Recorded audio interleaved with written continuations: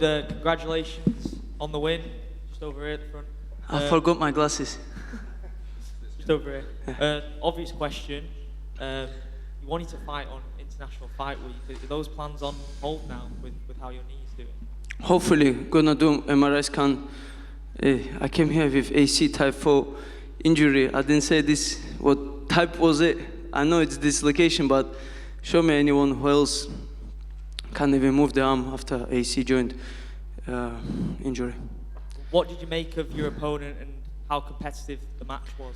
Like I said, debut guy, hungry, coming from Brazil, hungry life, coming to fight for his family, food on the table. They are most dangerous guys, debut guys. The fight before me, what's his name, the Brazilian guy? Wow, I think this guy won. He's hungry, and that's why debut guys are always dangerous. You see me on my debut, that's how hungry these guys. Obviously, people are going to talk about Jake Hadley's performance before yours. Do you see that fight happening eventually? You look very impressive, and he had some things to say about sort of rivalry that's been brewing for quite a while between you both. Yeah, listen, it's been talks since 2017. He fought Liam Gittins. Liam Gittins smashed him in amateur career for 5 rounds, and then I dominate Liam Gittins. I think 6 suplexes I did on Liam Gittins. And after this, I was gonna fight Jake on Brave. He asked Brave for 15 and 15 purse. Who else gonna give him 15? He talked shit. If you know Brad Pickett, I came to his gym, booked hotel from Monday till Saturday, and I came to Dominic Wooding. I said, listen, your friend lives in Birmingham. I know you're friends with him. I'm here Monday to Saturday, bring him for the sparring. He told him this. And I was there till Saturday, nobody turned up. I was there on my own without any coach, nothing. Yeah.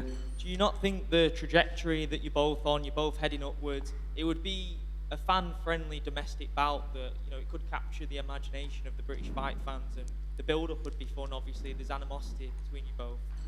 It would be putting bums in seats, wouldn't it? People would go and pay to watch that fight. Brother, to be honest, I want to fight tough guys. There's tougher guys, Matthews, Nicolau, there's Albazi, there's like top 10. I want to fight hard guys who knock me down, I get up. I want guys like this. Going backwards, he's exactly level for me against Malcolm Gordon. I think that is nothing special, but if he enters like top 12, 11, it's possible. But now I go back again, I beat him, and they say, you beat Jake Hadley, he's like a crackhead from Birmingham. Up in front of you, right here. When he had you in that knee bars, I think you said you could hear it cracking in there. So what was going through your mind when that was locked on? I'm flexible. There was like three, four cracks, and he thought I'm gonna tap. So he relaxed a little bit. He looked at me, and then Herb didn't say he didn't tap. So I shake my head, and then he rejoined the grip like a choke position, but even stronger. This groin guard is very strong, and then another 4 cracks. In my head, I was waiting till my knee rips. In my head, I felt like it's nearly coming out. And then when I stand on the knee, I'm like, my knee gone. And when I grab him, I said, in my head, I was talking, I'm like, I broke his heart. He didn't finish me in position where he's like, black belt. I'm not black belt. And I broke him. So you were willing to let your knee rip in there? Yes, because I know I'm resting. Next month, Ramadan, in 3-4 days, I'm gonna rest. So I don't want to rest with tapping. I'm not gonna sleep for 30 days, you know. And you said you had a shoulder injury coming into this fight. How serious was that? If you want, I can send you my scan. It was serious. I couldn't even put my t-shirt on. There's a video someone took from like the stands. It looks like you had tapped in the first round when he was trying to maneuver your shoulder. So you would refute that you tapped in there, right? In the first round? Yeah. No, it looked like you were on top and he was kind of working your shoulder and your hand looked like it had tapped. No, definitely. First round, I did make noise like this, so he squeezed more, get tight, but I was over his knees. If you look the full guard, it was like quite tight, but it wasn't. I still could breathe, you know. No, definitely no. So given that you survived, you came in with a shoulder injury, you survived the knee bar, and you got the finish. Where does this win rank in your career? Maybe I think I will be top 10. I remember when Jeff Molina was ranked number 13th and I finished Cody Durden, he said, "You're not top 15. Now I definitely don't want to fight against this guy." Is he coming back now? There's no update yet. Yeah, I don't want to fight this guy anyway. I'm not saying why, but I want to fight somebody from top 10. Mohammed, how you doing, man? Congratulations on your fight. Thank Do you agree this was probably one of your toughest fights to date? No. In amateurs, I think these young guys like 22, 23 years old give me tougher fights. Yeah, those IMAFs are tough, to be fair, because you won 2 IMAF competitions, and to be fair to yourself, you went straight into Brave in your pro career.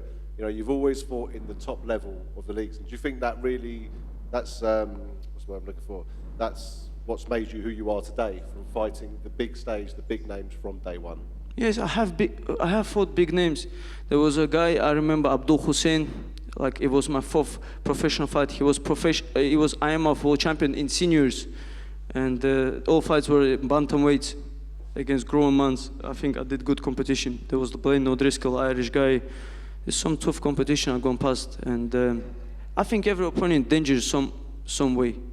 Because I'm undefeated, they're coming to take my head off. And so you're in the UFC, undefeated in the UFC, which is always nice to hear. Obviously, of course, you're fighting in the biggest organisation in the world. You definitely found your home here now. This is where you're staying. This is where you're going to win your belt. Most relaxed I ever been in this fight week. I relaxed. Maybe that's why I was nice guy yesterday at the weigh-ins. And now I feel it's my home. Congratulations. Man. Thank you. Mohammed, just a quick one from me. When you were in that submission, I always ask you this because you have your dream of being the youngest UFC champion. Did that go through your head in that moment? Yes.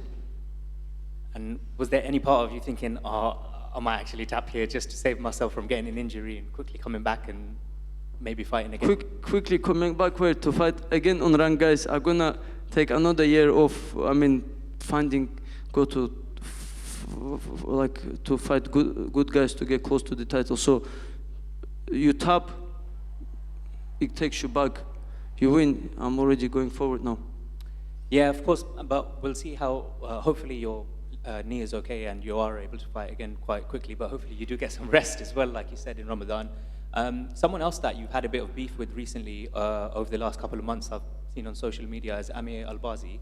I think he's got a fight booked with Kai Kara France. How do you see that fight going? I think Kai Kara France will finish him. And if my knee is good, I already said to my team, I want to be back up for this fight. Congratulations today. Thank you. Mohammed, just down here. You said before this fight that you had problems with a lot of guys turning you down. Do you feel that there's going to be a problem going forward for you? I hope no. I hope they see this, like sometimes I'm in bad situation. They think I'm weak guy. It's okay. I hope I won't find problems to find the opponent. And in terms of top 15, top 10, what are the kind of names that you would hope would accept to fight with you next? All names. To be honest, I said to my manager, I said, when I see Team Elite booked for June event, I said, why they didn't book me? I want to fight Team Elite. I think he's ex-contender, good name to beat. And he's cool guy too. And he's the only guy who said I would love to fight Mokaev when he were injured. And I said, when you recover, we'll fight. And then I see he's much top. And you said before that you would sell more tickets than Brandon Moreno and Figueiredo in terms of when you get there to the title. What do you see for your future and your progression so far? I didn't mean like disrespect Brandon Moreno. I think he's a legend. Got kicked out from UFC. 90% of the fight is not coming back. This guy got a heart. Good guy too. Nothing. I don't say anything bad about this guy. I respect him a lot, you know. But I think I'm not gonna like sell more tickets way than I meant it. I mean like I'm gonna be there at the top 2 because I'm young. I'm hungry. I will be undefeated at that stage, and a lot of people will come and support me. Who do you think will be holding the title when you finally get there? To be honest, I think Pantoja maybe, or Matheus Nicola. These are two top guys, I believe, challenge in the division. Thank you. Mohammed, just How beneficial do you think it was to go through a fight like that while you are still young, as opposed to maybe further down the line?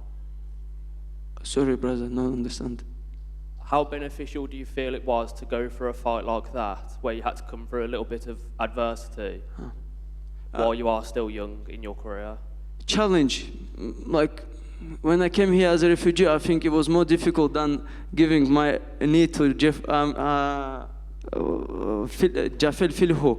I think it was more difficult. So everyone here, you guys too have challenge in your life. In some part, we go through. You went through something. That's why you're sitting here at the top organization. I went through something. So we're all going through the challenge. If you want to be great, you have to go through the challenge, and then you're gonna taste better. Just really quickly, Mohammed, Yeah. to your right again, sorry. I think you said apart from Rustam Khabilov, your favorite fighter is John Jones, and you think he's the greatest of all time? Yes, John Jones, 15 times defend title, youngest UFC champion, and came back, won the title. But I put also Khabib there and Demetrius Johnson there. But guy who I look up to is Rustam Khabilov. He's like, yeah, my big brother. Yes. Yeah. So the reason I asked is, yes, the reason I asked was I was going to ask you, how do you think he does against Stipe in the rumored fight that's coming up? I think he will beat Stipe. Yes. Good. Thank you, guys. I appreciate it.